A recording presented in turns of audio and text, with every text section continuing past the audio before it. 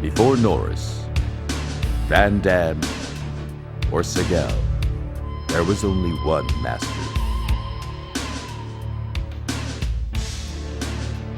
At only 5'7" and 140 pounds, he was a giant among men, a living legend, famous around the world as the greatest martial artist of the 20th century.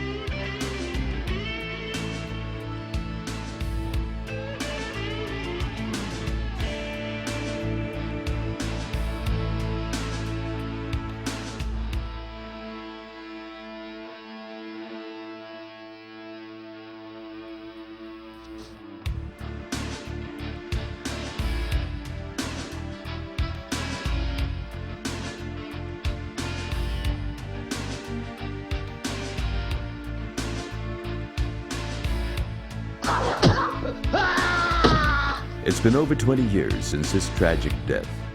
He left a legacy that changed the world of martial arts and action films forever. There was a service in Hong Kong last week. 12,000 mourners, many of them weeping teenagers, jammed police barricades.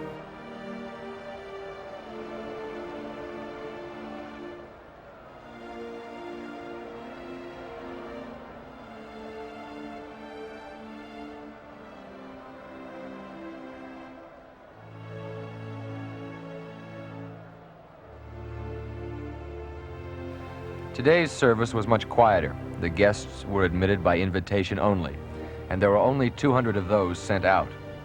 A few fans without invitations showed up at the door, but they were quietly turned away.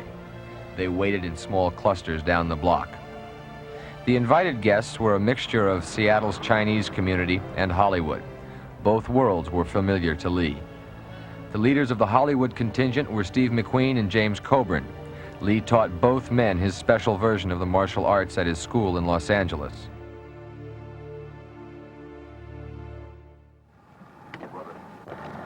Thank you. May peace be with you.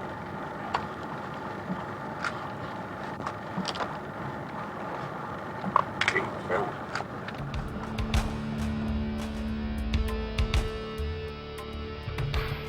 But beyond the myth, the rumors, and the headlines, what is the real story of Bruce Lee? What mysterious circumstances ended the life of this 32-year-old international superstar? Is there a possible connection between the death of Bruce Lee and the shocking death of his son Brandon some 20 years later?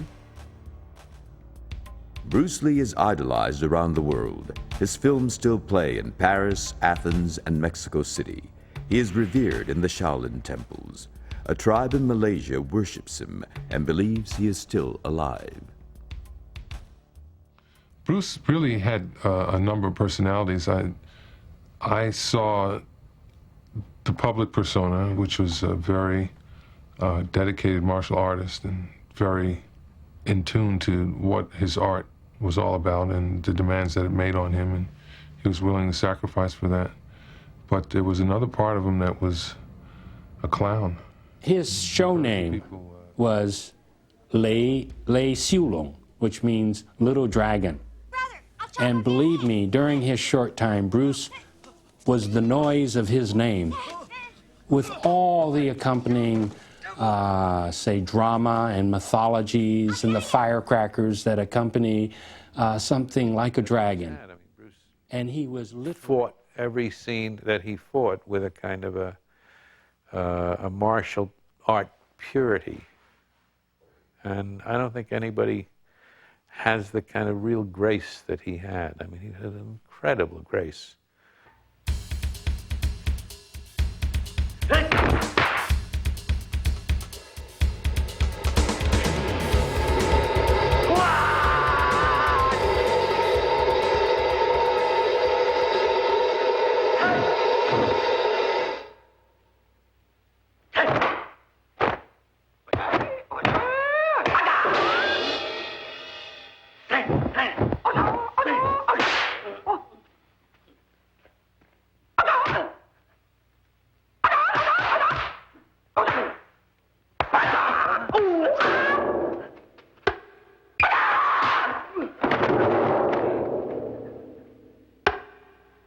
I've been a film critic on and off for 20 years or more. I've seen hundreds, thousands of movies.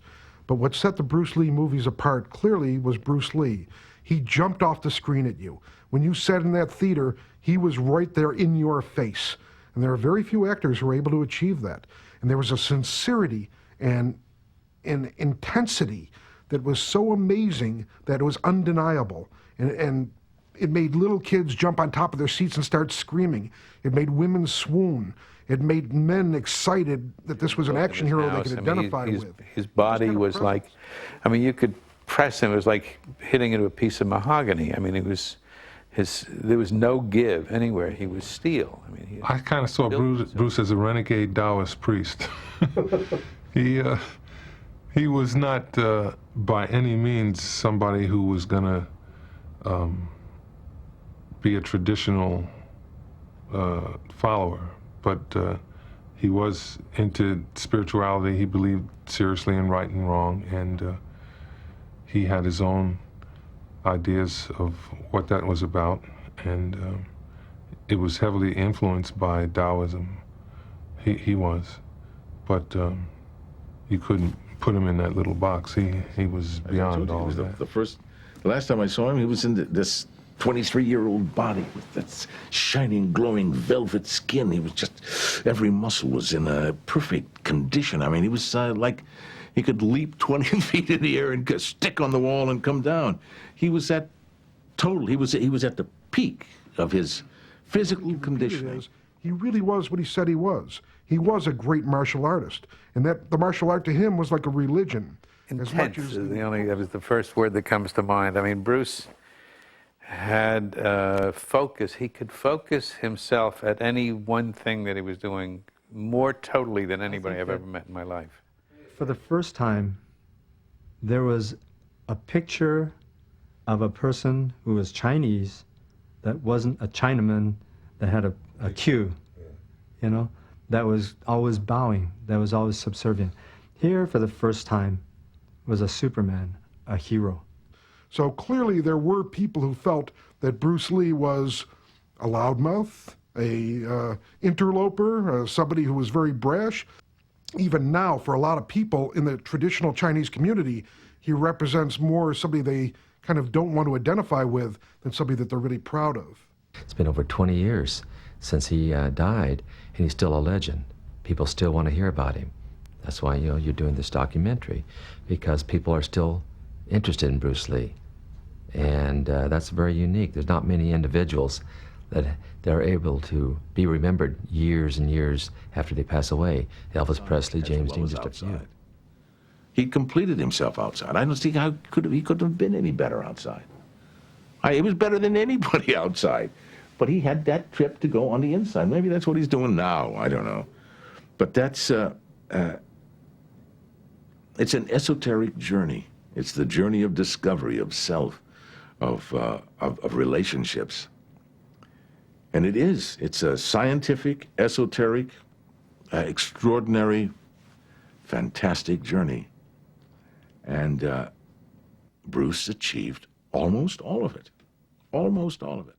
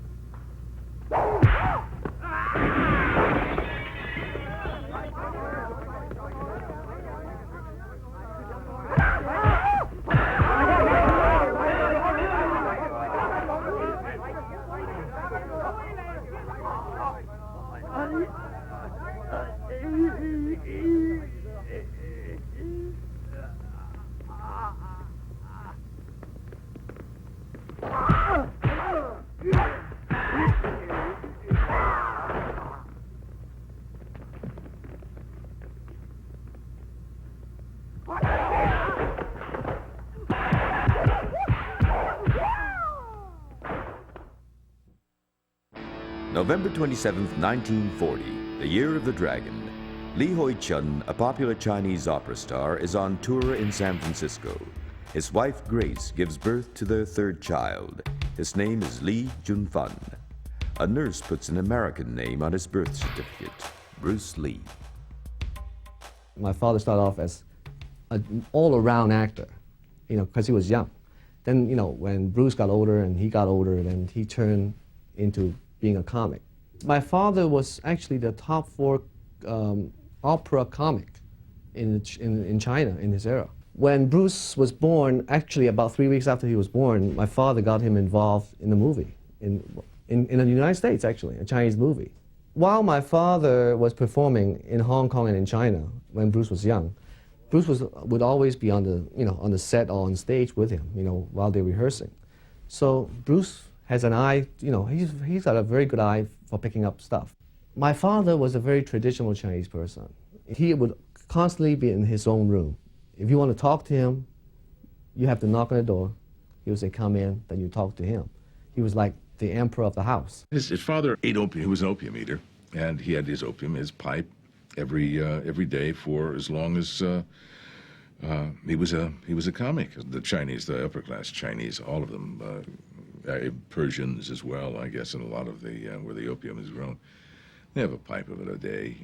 By the time he is 18, Lee has appeared in over 20 films. In The Orphan, he played a troubled teenager, a role which paralleled his own adolescent difficulties. Here is rare, early footage of Bruce Lee playing a street urchin. You want some more? I took your shoe shine box to get you here for a square-off. Now you know I mean business. How did Bruce first become interested in martial arts? For years he had watched his father practice Tai Chi Chuan, but Lee wasn't seriously interested until he was beat up in a street fight. He asked Yip Man, the head of the Wing Chun clan, to teach him how to defend himself.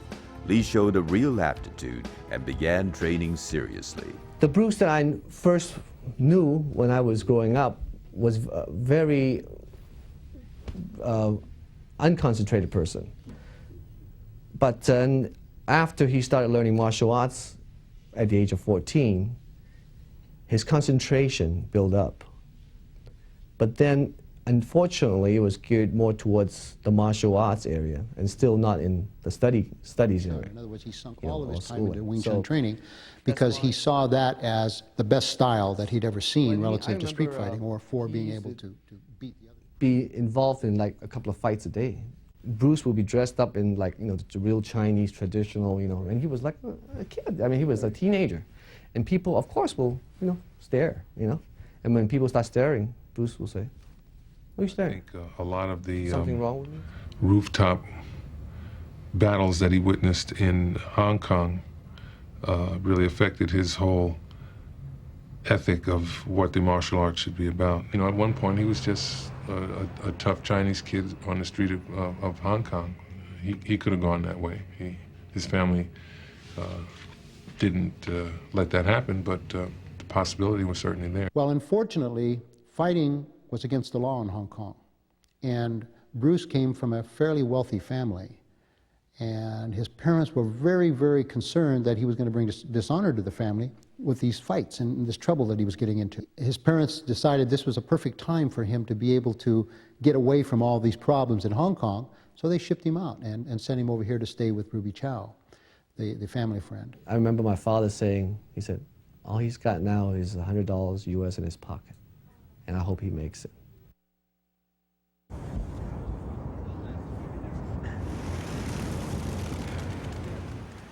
Bruce's mother and father made arrangements for Bruce to come to Seattle to live and go to school.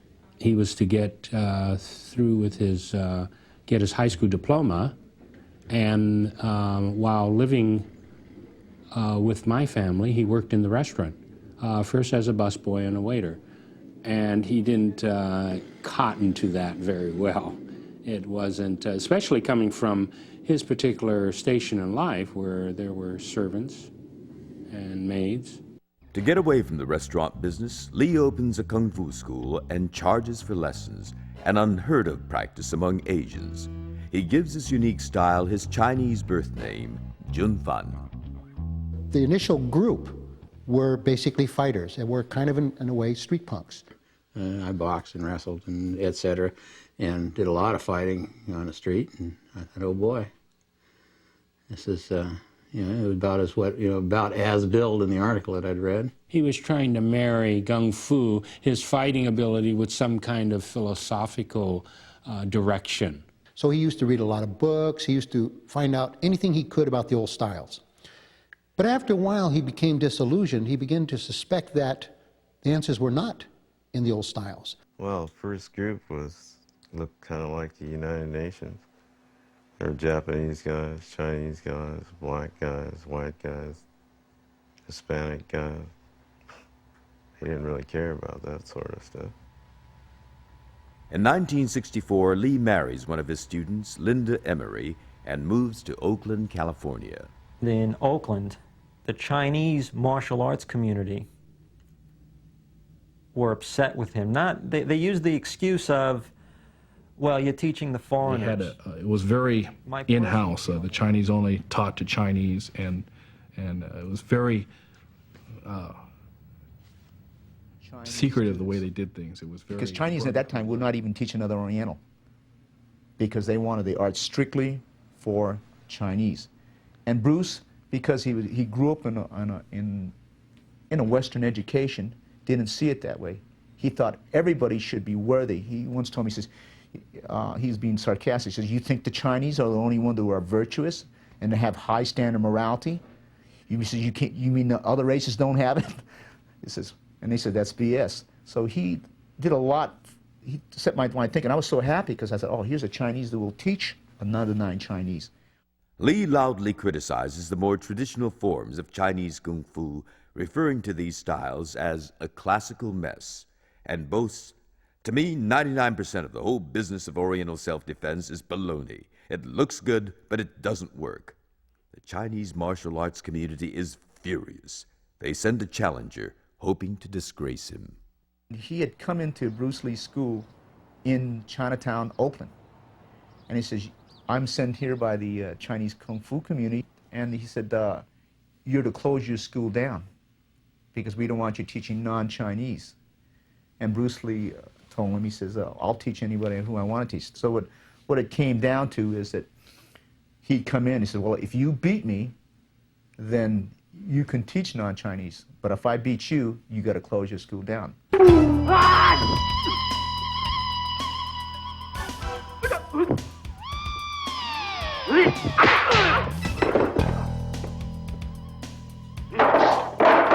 Lee chooses to fight in traditional Wing Chun fashion. He barely defeats his opponent.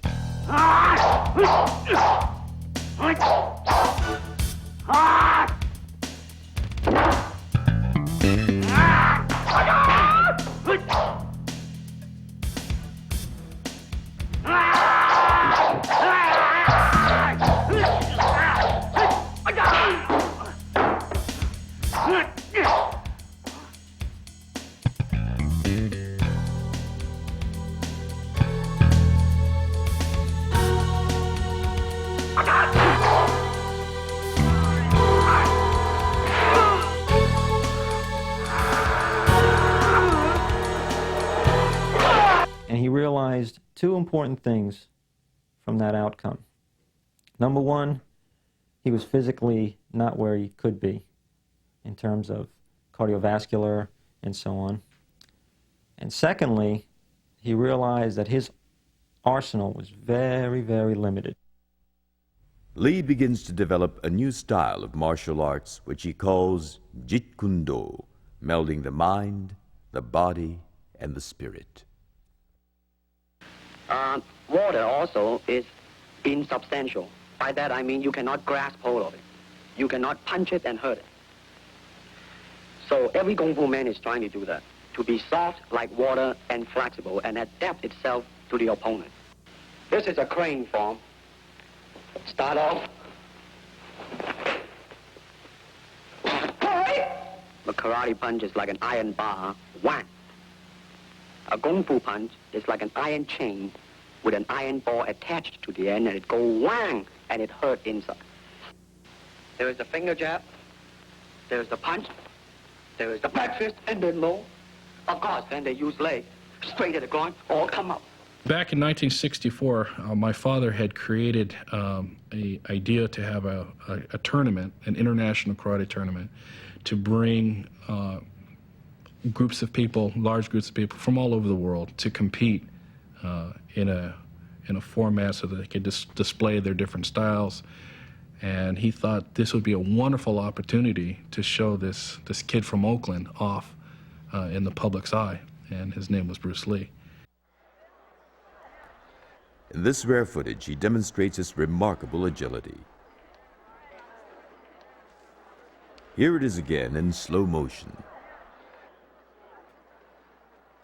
I remember my father many times talking about pound for pound, he was the best martial artist he'd ever seen. And he was mesmerized by the speed and the agility and the effectiveness that Bruce had. His stage presence, his sense of humor, his confidence in himself had portrayed so well. He projected himself so well. William Dozier is dazzled by Lee at the International Karate Championships and hires him to play Kato on the Green Hornet. Everybody, I think, without exception in the martial arts community was really a big fan of the Green Hornet, simply because of Bruce. The Green Hornet is canceled after only one season, but the series spreads Bruce's reputation among world-class martial artists. What made Bruce really unique was the fact that he was learning from everyone. He wasn't stilted in the fact that this is the only way to do a martial art technique. He wanted to learn from everybody. And I was known for my kicks in those days. And so when he and I first started working out, the Jeet Kune Do style was basically kicking below the waist. And that was his philosophy, was to kick below the waist, never bring your kicks above the waist. And I said, well, true in a lot of respects, but it's nice to have the ability to kick anywhere. And as we started working out, his philosophy changed. He started emphasizing more higher kicks, as you would notice on the screen. He studied every boxer. He could imitate people like Walcott, Jersey Joe Walcott. He could imitate. So he really liked Muhammad Ali because of the lightness of the footwork. Yeah, Bruce and I would talk about Muhammad Ali, and Bruce thought that his hand speed and his foot speed put him in another class, somebody that weighed 220 pounds, 215, 220 pounds.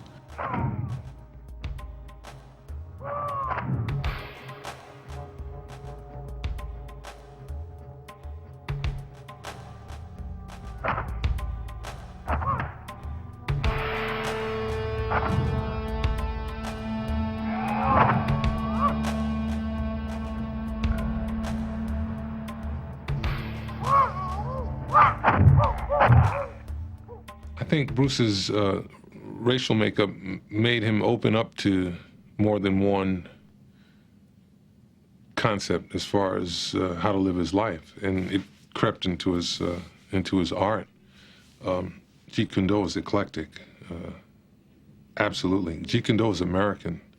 It's not Asian. It's American. It's an eclectic compilation of a lot of different fighting styles, and I think in that it's uniquely American, although it borrows heavily from Asian fighting arts. Well, Jeet Kune Do is translated into the way of the intercepting fist.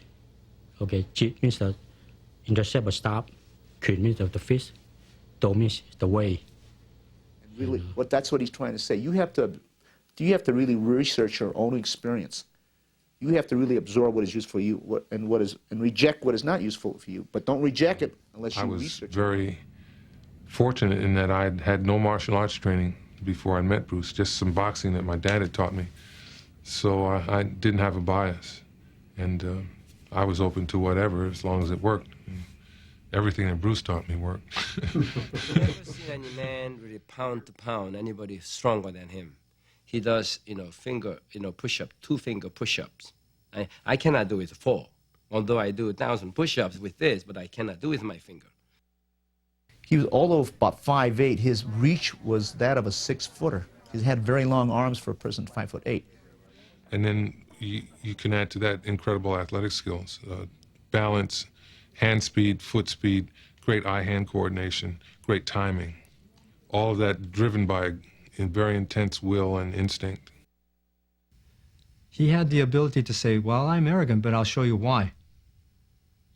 There's a reason for it. And it was kind of a cockiness, the cockiness that I think all Americans kind of have inside of them, you know, to say, well, I can do it, I'm good. He's probably the most dynamic person I've ever met in my life. I mean, he could go from 0 to 140 miles an hour in no time at all. Pow! And he'd be gone. He did the same thing to me that he did to James Coburn. What he did was he has this 1-inch punch. He straightens out his arm like this, places it against your chest, and then, by some strange action, he just kind of twitches, and you go flying back about 6 feet. I hit the wall and fell off of the wall, fell down, and I thought to myself, what in the hell happened to me? How in the hell did I go flying back 6 feet, hit the wall, fall off, and fall down on the ground? I'm the Pan American gold medalist for judo. How could this happen to me? We were working out of this big bag hanging out in the patio of the place one day, and, you know, a football tackling bag. And it was there for me to practice my sidekick, running sidekicks, and whenever we worked out on this patio. And I was trying to make the thing swing back and forth one day, and Bruce says, no, like this, and he went, whah! And that running sidekick that hit that crossover, boom, and the bag had just disintegrated out in the whole backyard was filled with old rags or whatever it was stuffed with. You know, that was. I wouldn't go in the ring with him. I wouldn't. I mean, he is that fast and that effective, and especially his punching power. And I know anybody get hit with his punch, will be knocked out. In the 60s, after the Green Hornet, all of a sudden, everything just came to nothing, basically. And he was very disappointed. And he tried, and he knew he's got, you know, the charisma and the moves, everything. I mean, he's got the talent to make it work. Following the cancellation of the Green Hornet, Lee's career in Hollywood stalls. He opens a Jeet Kune Do school in Los Angeles. His reputation brings in a flock of celebrity students, among them Kareem Abdul-Jabbar, James Coburn, James Garner, and Steve McQueen. He liked both Coburn and McQueen out of the movie people. I mean, that's not to say he didn't like Franciscus, right? But he liked McQueen because McQueen was physical. You know, he motorcycles and he could drive cars, and he liked James Coburn because James, he said, was philosophical, and he understood. He says, now if you could put these two guys together, this is what he told me. He says, you would have a pretty good martial arts. Both of them big competitors. You know, Steve was like the most competitive cat I've ever met in my life. Steve and very egotistical. wanted what Bruce had. Bruce wanted what Steve had. Steve was the #1 box office. He was the king in his time, and Bruce was this incredible martial artist. Steve wanted to do that. He wanted to be that. It drove him. Bruce wanted to be the #1 box office. And the two of them, they had this thing, and they were always kibitzing, always bantering back and forth. He wanted to achieve the goal of making more money than Steve McQueen. I know that really would get to him when Steve would make more money than he did. By 1967, Bruce and Linda have 2 children, Brandon and Shannon. Linda provides tremendous support for her husband during this difficult period. She was a good combination of an Oriental and a Western bride. She understood Bruce from a point of view that probably none of us ever did. I kind of saw Linda as his anchor.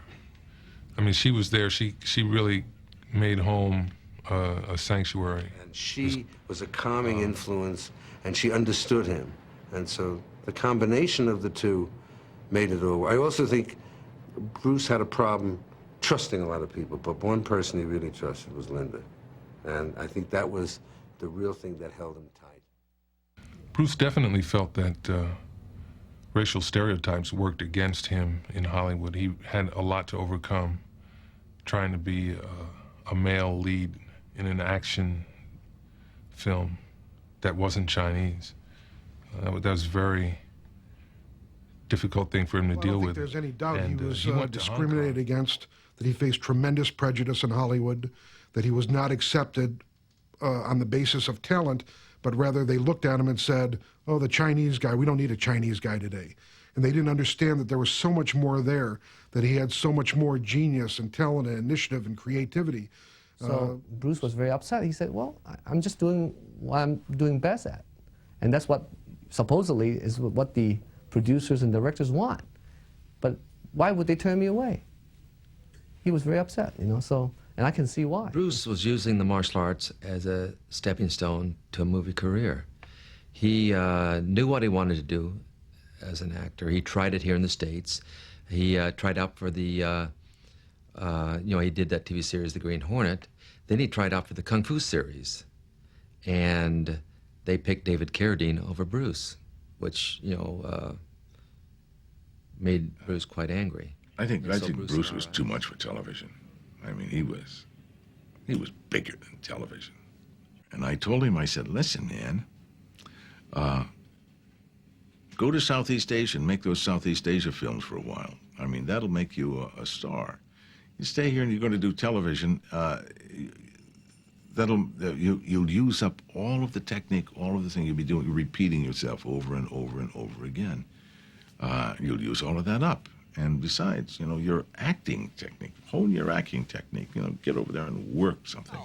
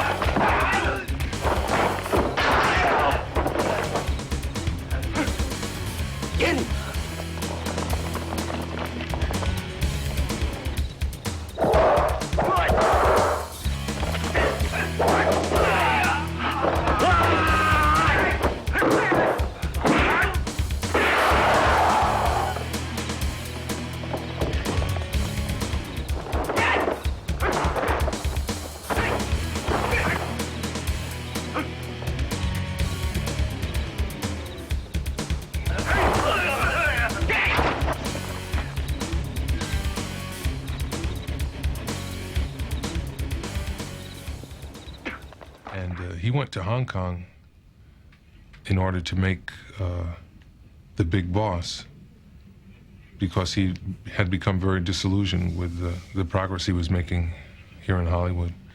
And he saw it as a stacked deck.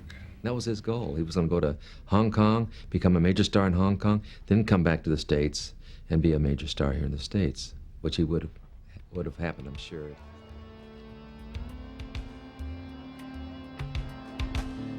Golden Harvest signs him to 2 pictures in Hong Kong.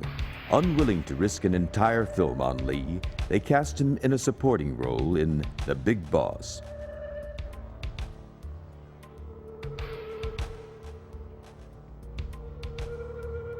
The first scene filmed is a climactic fight sequence in the ice factory. Lee's on-screen presence is electrifying. The producers expand his part and make him the star of the film. Bruce begins to implement his own ideas and gets involved with all aspects of filmmaking, including script changes and camera angles on the set of The Big Boss.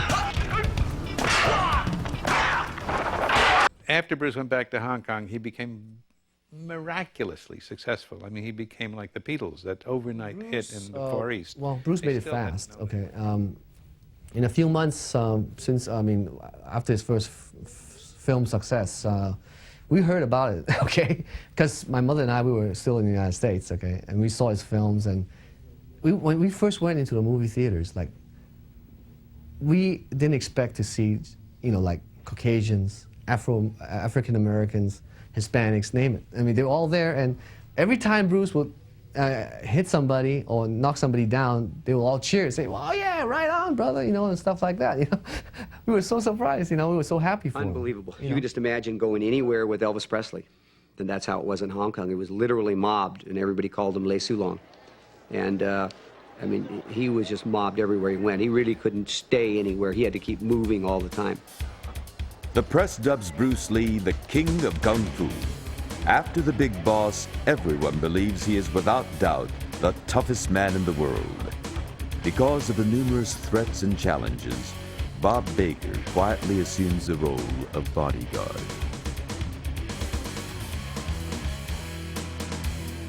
Fists of Fury, Lee's next film, smashes all box office records across Southeast Asia. In Singapore, showings have to be canceled because of massive traffic jams surrounding the movie theater. In China, every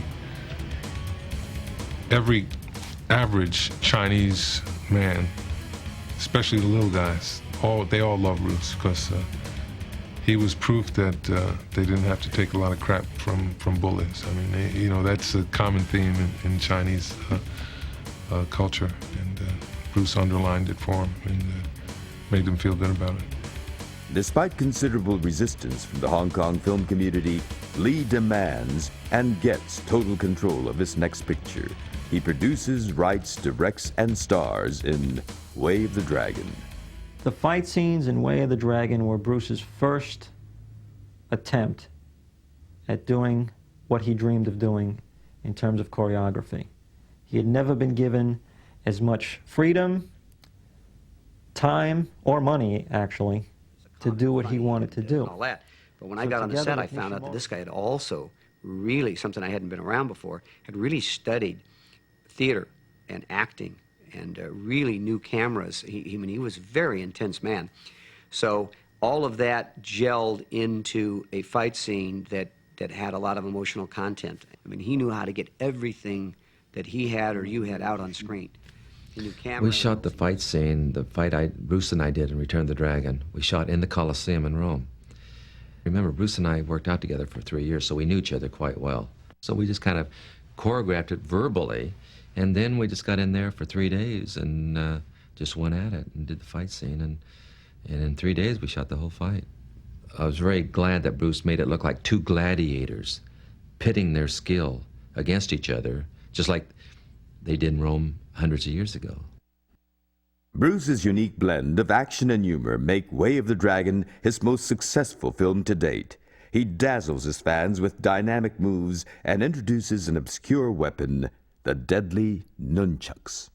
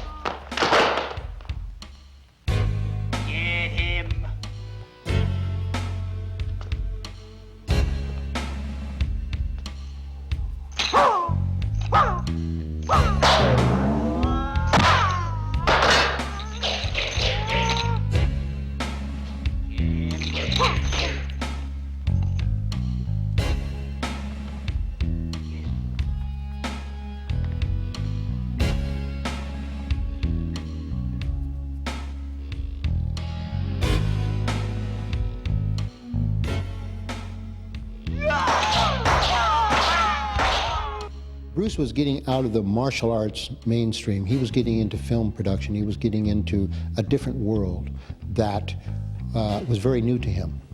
But he was learning very rapidly, you know, how to deal with it.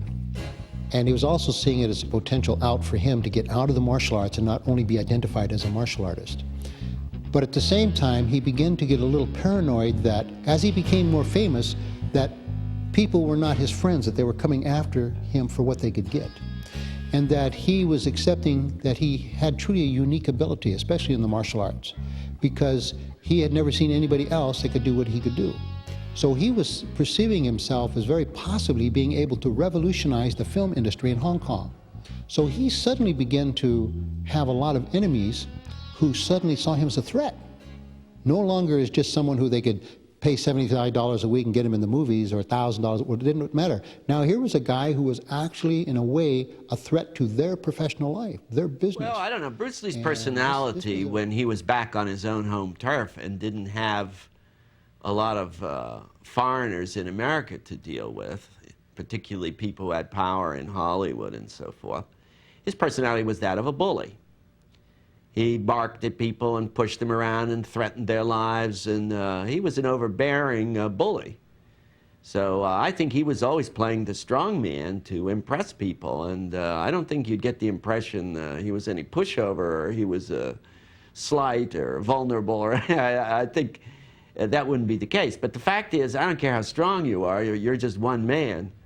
And if you don't have a whole gang around you like Elvis developed, carrying pistols in their armpits and quick release holsters and stuff like that, you are vulnerable. My own conjecture. I think he was lonely for America. This is my own thing, because he said he was. I think he enjoyed his stay here in America. As in Hong Kong, he wasn't quite sure who was his real friend. So he missed. I think he missed he would usually come on a Sunday down to the place where I taught in Chinatown, and he would teach, and I think he missed that. I said, well, have you been teaching anybody in Hong Kong? He said, I don't have time for that. He says, I don't have time with all the film work. He says, I don't have time. I have time to do my personal training, but as far as training other people, and I think he missed that because he liked I think he enjoyed the sharing. He was the star. It was fun. It was fun to watch him go through this because I'd never seen him do that before. You know, he's always been. That's why I say he was very paranoid. I thought he was paranoid anyway about all of that. And there was the joyful side of Bruce that I always enjoyed. Here in America, had seemed to disappear. Offended by what he did. You have to go back and remember what kind of guy Bruce was. If he didn't like your traditional method, he told you so. And he didn't care if he was on television or on top of the Empire State Building. He said what he thought.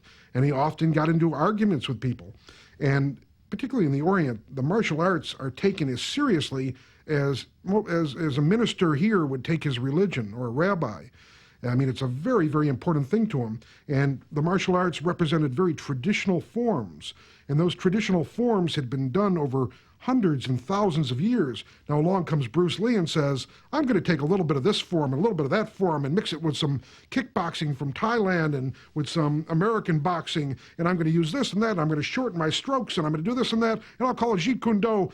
And I know better than all of you who studied for thousands of years, and hundreds of millions of kids around the world are going to follow me. Now, you can imagine, that's like saying to the Catholic, I'm going to take a little Catholicism and a little Judaism and a little Buddhism and start my own religion. Doesn't go over real well with the establishment.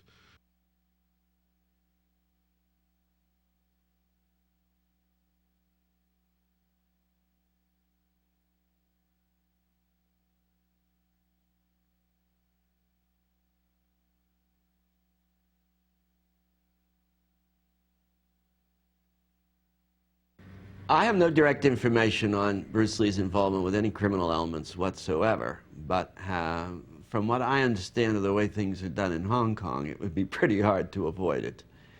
You know, even in American movie making, the mafia has put its stamp on the business many times, and it would be hard to believe over there that they wouldn't try and get a grip on a star of his caliber. There were, whether you call them triads or mobsters or organized crime, that they came to Bruce in a number of different ways and essentially said, you play ball with us, occasionally we'll want you to do something, we want to skim a little money off certain projects you're involved with, and Bruce refused to play ball with them.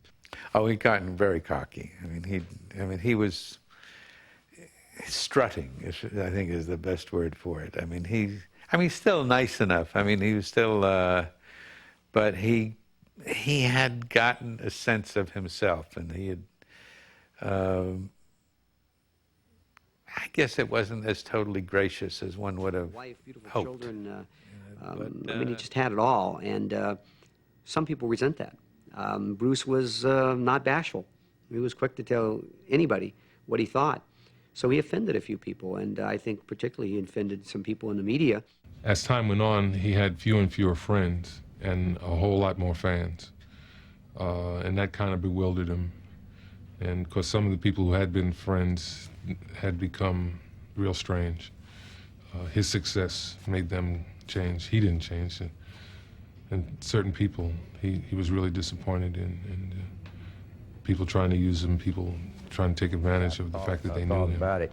Knowing Bruce like I knew him, I really feel like that he made some people angry at what he did when he went to Hong Kong, and he was quite successful.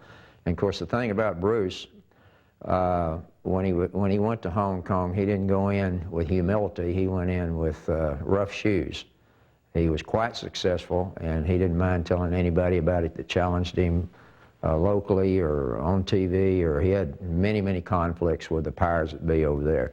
Knowing what I know, I lived in Japan for over a year and a half. I know a lot of the things about the Asian ways, and it's a very ancient race, and they have ways to inflict restitution that a lot of people don't understand. Once Bruce made it, he really didn't have any more dragons to slay. He got the popularity that he deserved and the appreciation for what he was doing in the martial arts. And he was so young. He was like 30 years old, and these things were happening to him. He really had a hard time figuring out what to do next. I remember once he speculated, I might have to retire because I can't keep hitting these home runs. Lee begins shooting fights for his fourth film. In Game of Death, Lee fakes his own death to save his girlfriend from gangsters. The concept that he drew, there was a pagoda, and there was 5 stories. The first group is guarded by 50 karate men, and he gets through the first group. The second group is guarded by a gung fu man, 5 gung fu men, and I forgot what the styles were. And then the third floor was supposed to be either praying mantis or Wing Chun. And then there was a next floor, which was my floor, which was supposed to be the Eskrima and Kali, and he'd work himself all the way up.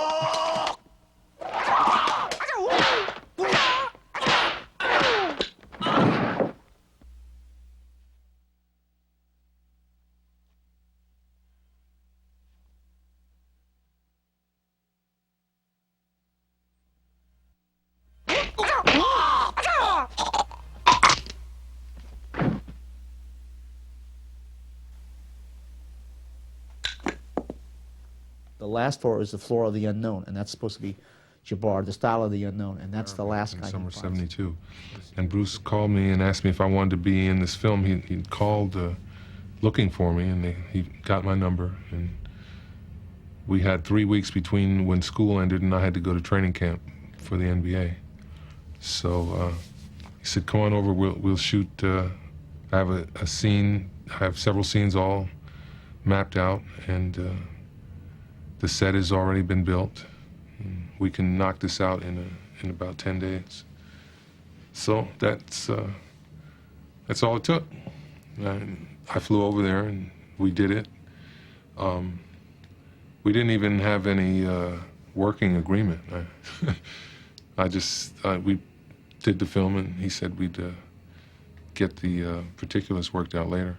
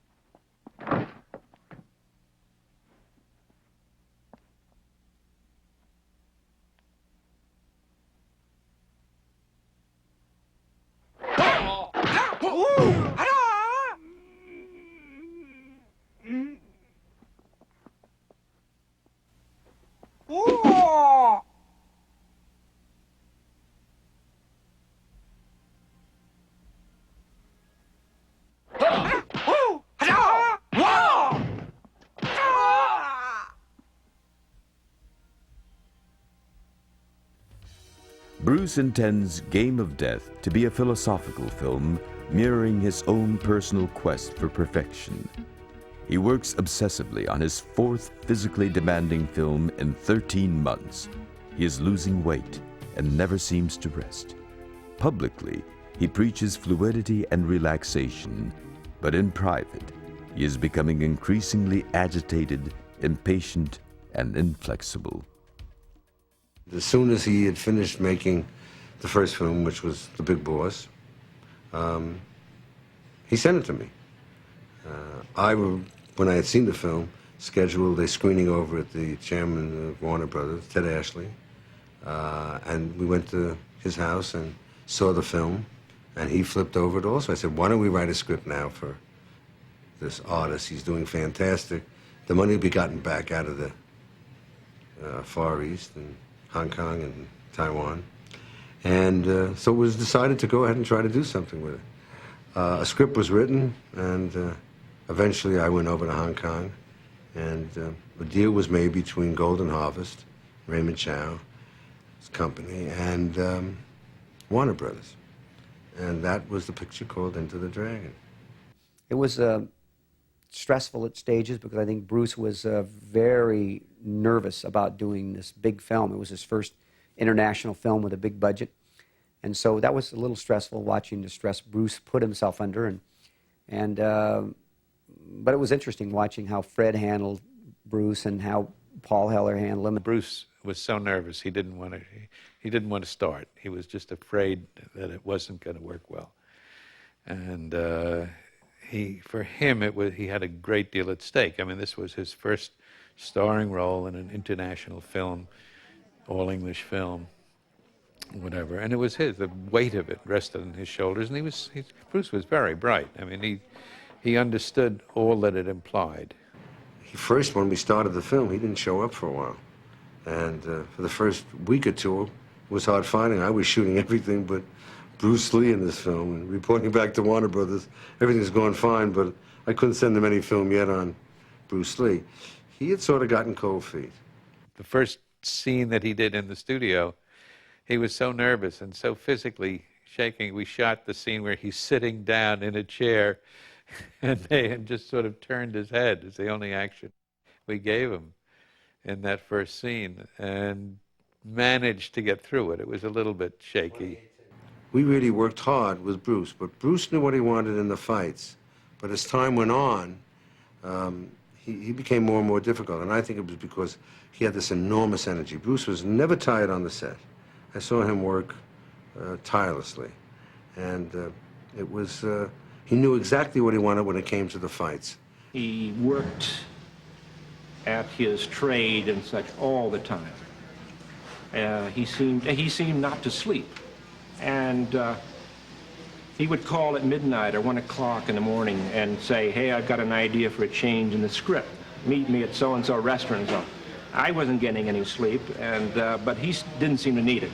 Believe me, all 5 of Bruce's films were Bruce Lee films. He really put his stamp on them. He controlled it, and he absolutely made sure that all the fight scenes, all the action scenes were done the way he wanted them, period, amen. He also worked out fight scenes, drawing little stick figures, which he was very good at.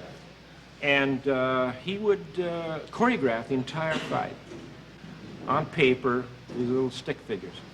And very easy to follow. And he was extremely inventive in the fight sequences and the approach to fighting. And meticulous, and he wanted to be extremely accurate. To create an illusion within an illusion, 8,000 mirrors are brought in to form a set.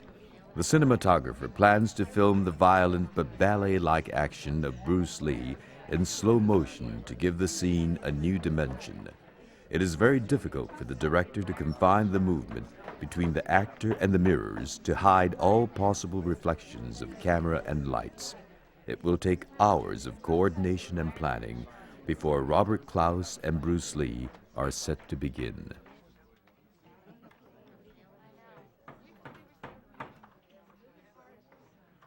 there were unbelievable differences between making a film in Hollywood and making a film in Hong Kong. I mean, they would rent the set, and every night they would send the set back. In other words, they rented a couch, and then the next day they would come back and they would have a different couch, a different color. And I said, where's the couch we had yesterday? We had to finish the scene. And they said, oh, they sold it. I mean, that was the kind of problems that occurred. There was, for instance, a wonderful scene at the end of the movie where we have all the martial artists in white fighting against the martial artists in the black outfits. And what had happened, it took a couple of days to shoot that big scene. And of course, I got there early in the morning, and all the white outfits were gone. And I said, where are all the white outfits? And the costumer from Hong Kong said, oh, they were very dirty. We sent them to the cleaners. And I said, well, we need them. He said, well, they were at the clean. We got into trucks. We ran down there. We had all these wet white suits that we had to put on all the extras. And of course, that was just one of 1,000 little things that occurred. We were going to shoot a boat scene. And we got to the boat, and we said to the man, today was the day where we arranged for the boat. He said, you can't have the boat today. And I said, but today's the day we arranged. And he said, no, you can't have the boat. And I figured, well, maybe it's because I have to give him a little bit more money or something. Had nothing to do with that.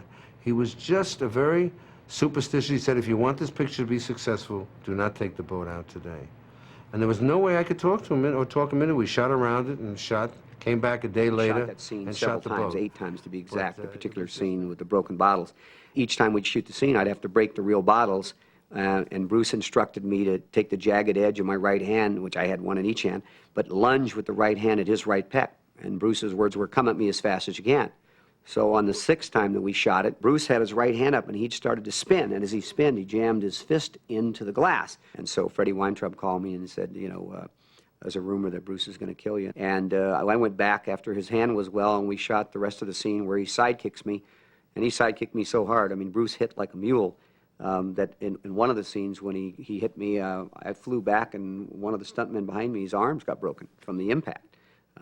I hit him so hard he fell into a chair. Bob was as ready for it as anybody could be, but Bruce, when the time came, and we had about 3 cameras all going high speed, Bob went flying. He must have gone 30 feet through the chairs, through everything.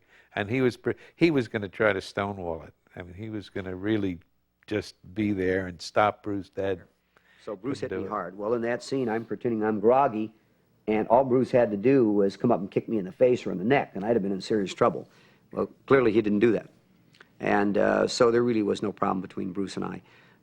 It was just, I mean, I felt terrible then, and I feel terrible 20 years later that he got hurt, but it wasn't a life-threatening injury by any means. It was just an unfortunate accident.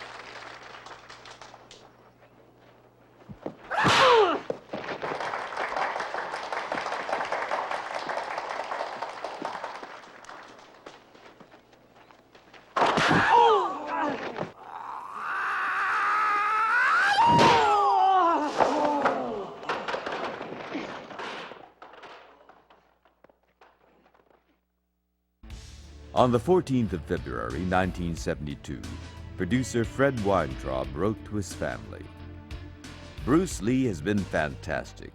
He is the hardest worker, always on time, no problems, a real Dr. Jekyll and Mr. Hyde. I've become a mean son of a bitch. At first I leaned over backwards to get things done the Chinese way. Now I find by yelling and screaming it works a little better. That bullshit about the Chinese way has seen its last day. Part of my enthusiasm is coming from the great competition among the martial artists, everyone trying to outdo the other. I must admit Bruce is far superior to any of them. Today an extra challenged him just like the Old West, and he literally wiped the floor with him. He was being challenged all the time. And they would go ahead and the Chinese men would walk up to Bruce and they would tap 3 times with their foot and cross their arms. It was like a challenge. And Bruce would walk over, he's going to fight with them, right? I said, Bruce, we got to do the film. He said, wait, let me take care of it. He go, pop, pop, pop, pop, and he knocked the guy. I said, Bruce, now look, something's going to get hit. He said, no, don't worry, I'll take care of it. Sure enough, he knocked the guy right out. I used to watch him like a hawk because there were challenges all the time. Bob Wall also tells of a challenge he witnessed. The guy wound up jumping down, and he was bigger than Bruce, a pretty fair-sized guy. And they started going at it, and it was soon evident that this guy was very good. He was fast, he was strong, but he was definitely trying to hurt Bruce. Bruce opened up on him. And I mean, he kicked the hell out of this guy. He beat him up real good. He ran him into the base of the wall that he jumped off of, and arm locked him and knee trapped him, and proceeded to bloody his face up, pretty thoroughly. He made sure that the guy understood who was boss. And when he let him go, the guy didn't want any more. And then Bruce just forgot about it like it was nothing. Just back up on the wall. So he didn't fire him. He wasn't vindictive, but he darn sure showed him who the boss was. So Bruce was. He was a very capable street fighter. But while these difficulties occurred on Enter the Dragon, and there were many, it was Linda who always came to me and said, he'll be there tomorrow. It was always Linda who came to me and said, he's just take it easy, he'll be here in a day. There was a time when I was almost going to leave Hong Kong, when the picture I thought was never going to go forward. And I was going to leave that night, and Linda called me and said, Fred, it'll be all right. Linda was just fabulous. She had such a calming influence on Bruce, and was able to, keep him comfortable about his work. Because Bruce was a perfectionist. He wanted everything perfect. And so I would say that Bruce Freddie had a problem and Linda... trusting a lot of people, but one person he really trusted was Linda. And I think that was the real thing that held him tight, was Linda. Production ends on Enter the Dragon in late March 1973. He knew by that time that the film was going to be good, and he knew that he was destined for stardom. I mean, he'd ordered his Rolls-Royce Corniche because he knew it was going to come. And I was excited. I knew it was going to be a smash hit. It was just no question about it. In fact, my comment to Bruce was, you got magic in a bottle. I think it's going to be a big hit. But he was still nervous about it when I left. Well, I mean, the intensity that marked his whole life, and I think in a way that, the focus of it became even greater with this film that we did.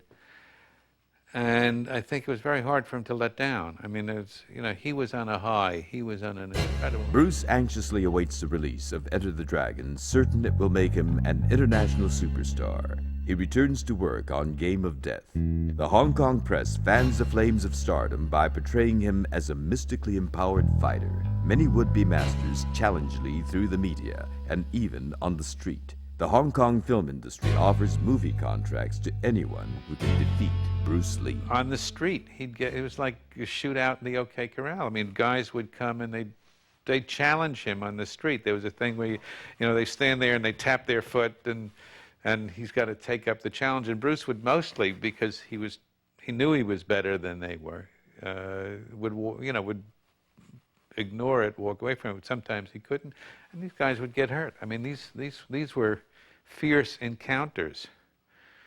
And Bruce was, I think, the best of all of them. I mean, realistically, he was incredibly fast. He had, timing reflexes that I defy anybody to this day to match. But Bruce related to me how one time one fellow got over that wall, got into his yard and challenged him. He says, how good are you? And Bruce was popping mad, he said. And the idea of this guy would come and invade my home, my own private home, invade and challenge me. And he said he got so mad, and he gave that guy the hardest kick he ever gave anyone in his life. And he became like the old Western gunfighter who was the fastest draw alive, that everybody was now looking at him like, can I beat him? May 10, 1973, Lee collapses and is rushed to the hospital. Within hours, he makes an astonishing recovery. Lee had ingested hashish and is warned this could be a severe allergic reaction. The next time I saw him, he came back from Hong Kong after having that whatever it was.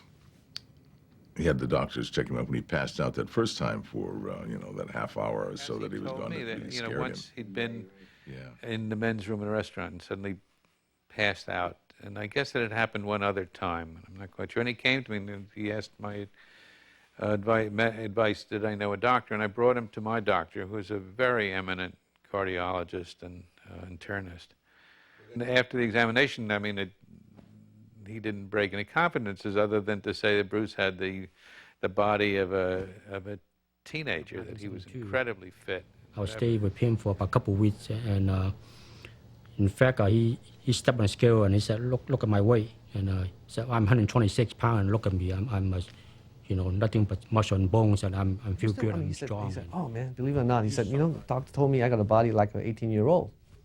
And I said, "Well, he was thin, but he was still in good spirits." I walked in, he was staying at the Beverly Hills Hotel, one of the bungalows, and when I walked in, he looked pale and gray and looked like he'd lost 20 pounds. He looked very light, and he was repeating himself.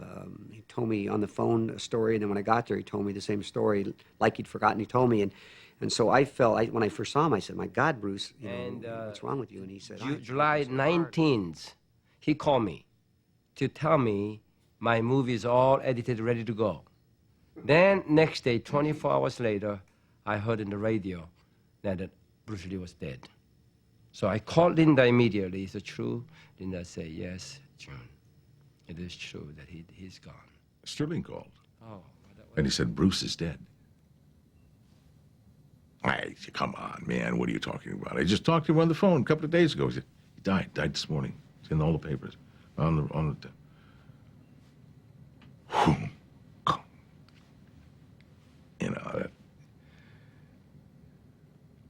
It's just, whoa, took all of that energy. It was an unreal situation. It was not like someone who was in an accident or someone who was old or someone that you expected. It was like a piece of energy had just left the planet. It was hard to believe. It was hard to believe that he had died. I thought it was some kind of strange publicity maneuver, that that there was a mistake. It's really devastating, and especially when someone that you consider to be invincible dies. It makes you pause and think about a few things.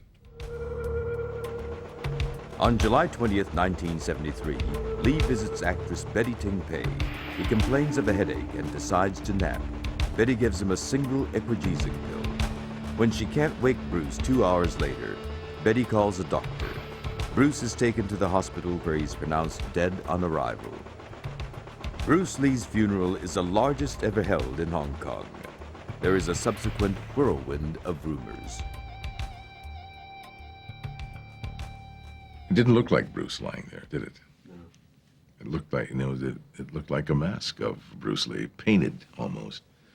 But it certainly didn't look like Bruce. I saw him in the casket before the services. I broke down and I actually cried. And that's the first time I believe I've cried for, even when my father died, I didn't cry. But when Bruce died, it was like part of me going. Okay, when we first got to Seattle, my mother and I and my sister, Phoebe, we went, the first time we went to the funeral parlor,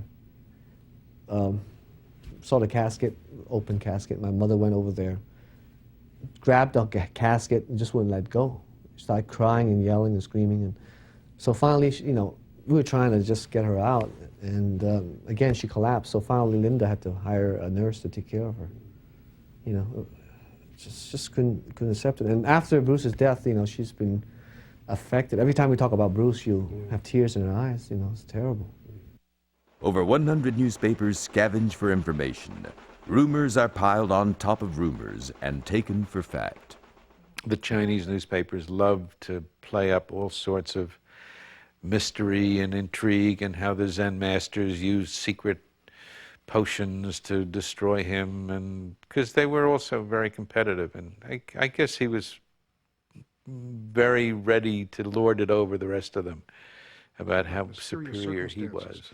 And then, of course, there were endless rumors about whether the cannabis in his stomach meant that he had died because of a drug overdose, or whether there was some other mysterious illness, or whether some person in the Orient who had some drug that's unknown in the West had slipped this to him, or the vibrating palm theory that somebody had walked up to him and used a secret death The whole touch. story is Only I known met this in Baptist minister who was a doctor and who was Bruce Lee's personal physician. And this guy told me what I still believe was the cause of Bruce Lee's death, that he had an allergy to hashish and his brain swelled when he smoked it and pressed against his skull, and that they had barely saved his life once. It had happened again, and this time he was in a woman's apartment with whom he was having an affair, and nobody could get to him in time. And I really feel he's assassinated. It's always been my viewpoint. And even at the time he died, remember, there was a great deal of controversy even then about whether he might not have been killed by other Chinese, possibly the mafia, possibly another martial arts group who were offended by what he did. Happened to him was that in the final months of his life, he became so emotionally agitated over whatever it was he was involved in, let's call it movie making, that he began to lose control of himself. And he discovered that taking hashish had a calming effect on him. You get that energy This was going, the so-called and that energy has to be used up or it's going to use you up. And that may be what happened to Bruce. And maybe that's what it was that caused that thing, because he did have that way of arriving at himself with that incredible energy. But I think ultimately that he let himself go physically and that it cost him his life. Tissue samples were examined by doctors in Hong Kong, Australia, and New Zealand. Dr. Lysette in Hong Kong said there were no visible injuries to Bruce's skull. None of the vessels in the brain were blocked or broken, even though he suffered from cerebral edema or brain swelling. Dr. Tier, professor of forensic medicine at the University of London and an expert who had carried out over 90,000 autopsies, was flown in to examine the body. He believed the only feasible cause of death was hypersensitivity to the ichthyosis, however unusual and rare this case might be. The inquest jury returned a verdict. It was not accidental, but death by misadventure. Enter the Dragon is released 3.5 weeks after Bruce's tragic death. He becomes the first Asian superstar in the world. The legend of Bruce Lee is born. I sat with Linda at the Grauman's Chinese when we first saw the first playing of Enter the Dragon. And Bruce had just died 3 weeks before. And boy, that was one of the hardest moments that I can ever remember. But in a way, she was part of the art, and she was part of what we saw on the screen that night. And I was at least pleased that she was there to see what had happened. Brandon Lee struggled in the shadow of his famous father, but he came to terms with the legacy of Bruce Lee when he turned down a major role in the film Dragon, the Bruce Lee story. I feel that I've gotten opportunities that I probably would not have gotten, or at least in a different fashion would have gotten, were I not his son. And I'm very grateful for that, you know? But as far as following in his footsteps go, if one means by that, would I like to achieve the same level of excellence that he did? Yes, of course I would, in any field, you know? But does it mean that I want to imitate him in any way, shape, or form? No, because imitation is, it's pale, you know? It's not good. And besides which, we're just different people. I mean, we grew up under very different circumstances and in different countries, speaking different languages, you know, reading different books, dating different women, and doing everything differently. So that's how I feel about it.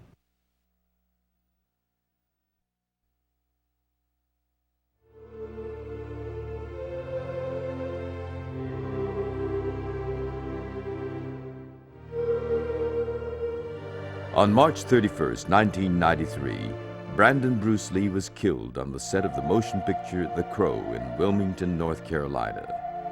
Brandon was accidentally shot when a bullet was fired from a .44 caliber handgun that was supposed to have contained blanks. Even in death, Brandon could not escape the shadow of his father. 4 weeks ago today, the spirit of the father that shone so brightly through the sun was tragically extinguished. I feel I represent Bruce here today, and if he were here today, he would want to say to the film community that this must never happen again. And so I am calling for a positive call for action to the film community as individuals and collectively to take measures that the safety precautions that they have on their film sets will never lead to this series of negligent acts that took the life of my son.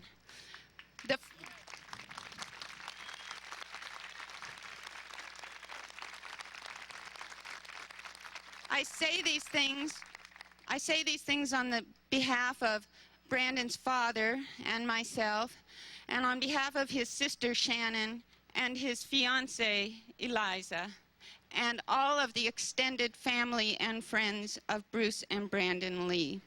We expect that a young life will not be wasted in vain. Brandon was such a, I don't know, I would say a pussycat. Brandon was just a wonderful boy. I mean, I know Brandon, he was the same age as my son, and Linda brought him over when he grew up, and he wanted to be an actor, and he really wanted to be an actor, and Linda had me talk him into go to college, you know, convince him, which I was trying to do with my son also, you know. And Brandon was just a gentleman.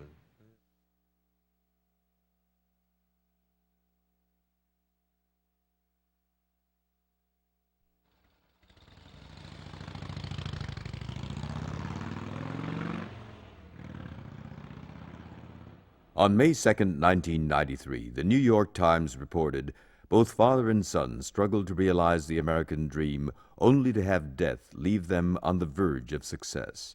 Like James Dean and Marilyn Monroe, whose celebrity seduced the public and whose premature death came as a shock, Bruce and Brandon Lee's immortality seem assured. Their films record the bittersweetness of promise unfulfilled. Entertainment Weekly reported, within hours of Lee's shooting, an astonishing array of rumors were breathlessly circulated.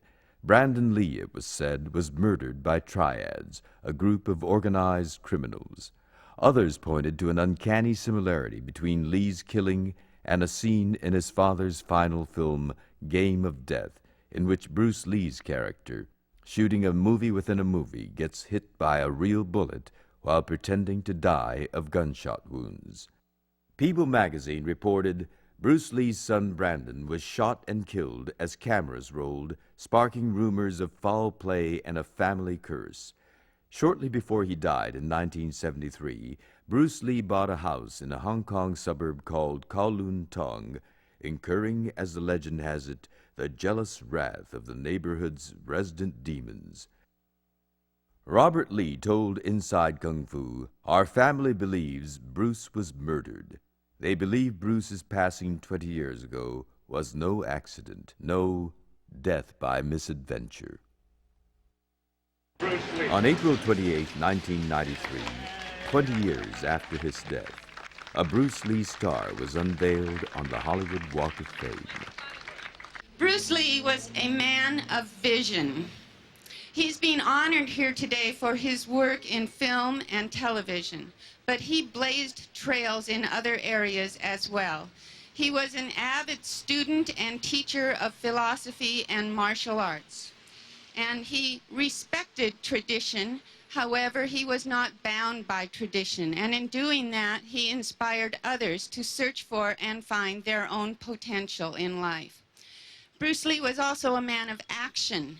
One of his favorite quotes was, "Knowing is not enough. We must apply." By that he meant, it's great to learn knowledge, to study and everything, but if you don't do anything with it, it's useless. And then he said, "Willing is not enough. We must do."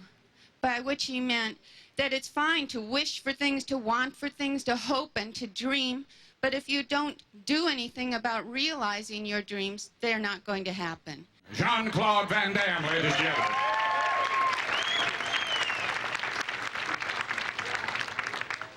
I just came here today to pay respect to a guy who loved life like crazy. And I'll talk to you soon, Bruce.